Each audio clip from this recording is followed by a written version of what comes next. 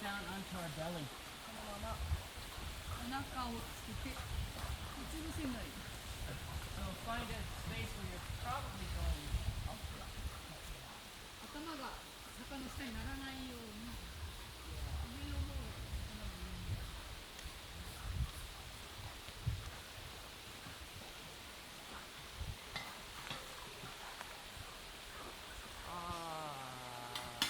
Why don't you guys move in a little closer so she's not on such a incline?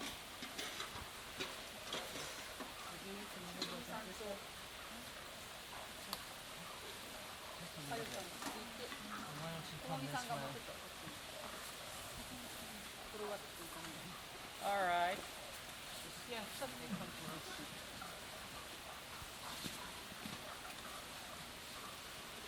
Alright, and now lift yourself, you already doing it. Lifting yourself onto your elbows. 肘をついて胸を後から離します。肘は肩幅で閉じておきます。 And you can use your hands to pull your chest forward. 手はペタッとマットに置いて、その手で胸をぐーっと開くように手を使って胸を開きます。 So no power, no power. 力は入れずに胸をぐーっと開くように、おへそを前に出すようにしながら胸を開く。